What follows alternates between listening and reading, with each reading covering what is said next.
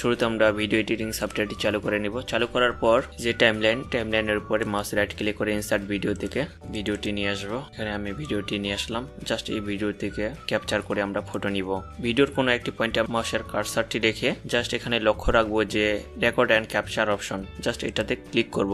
Click করার পর এই পাশে দেখতে পাচ্ছি স্ন্যাপশট, জাস্ট এটাতে ক্লিক করলে কিন্তু আমার ডিসপ্লেতে যে ফটোটি ভিউ হচ্ছে সেটা আমার এখন ফটোতে রূপান্তরিত হবে। এখানে রাখার পর আমি আবারও ক্যাপচার অপশনে গিয়ে স্ন্যাপশট করে দিব, জাস্ট সেটা কিন্তু আমার ফটো হয়ে যাবে। এই যে এই পাশে একটি ফটো, এই পাশে একটি ফটো। ঠিক একইভাবে আমি আরও নিতে চাইলে এখানে রাখলাম, এখানে রাখি আবার ক্যাপচারে ক্লিক করে স্ন্যাপশটে ক্লিক করব। ঠিক একইভাবে আমি আবারও দেখতে পাচ্ছি এটা।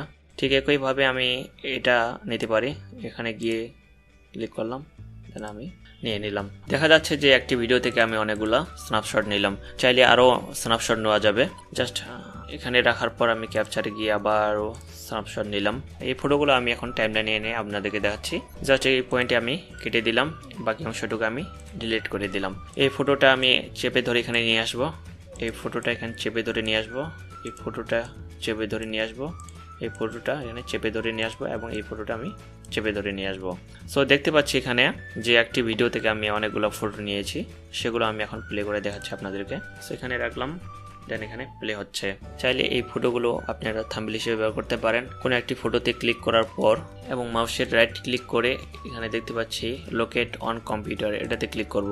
ক্লিক করার পর এখানে দেখতে পাচ্ছি যে মেইন যে ফোল্ডারে আমার ফটোগুলো সেভ হয়ে আছে সেটাতে কিন্তু এখন আমার ওপেন হয়ে আছে।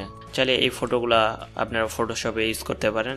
জাস্ট আমি কেটে দিলাম। সো আজকের টিউটোরিয়াল এটাই ছিল যে আমরা কিভাবে একটি ভিডিও থেকে ক্যাপচার করে সেখান থেকে স্ন্যাপশট নিতে পারি। সো ভিডিওটি ভালো লেগে থাকলে ভিডিওটিতে একটি লাইক দেবেন, সেই সাথে কমেন্ট করে জানাবেন আপনার মতামত। চ্যানেলটি অবশ্যই সাবস্ক্রাইব করবেন। ধন্যবাদ সবাইকে, দেখা হবে আগামী টিউটোরিয়ালে। সে পর্যন্ত ভালো থাকবেন।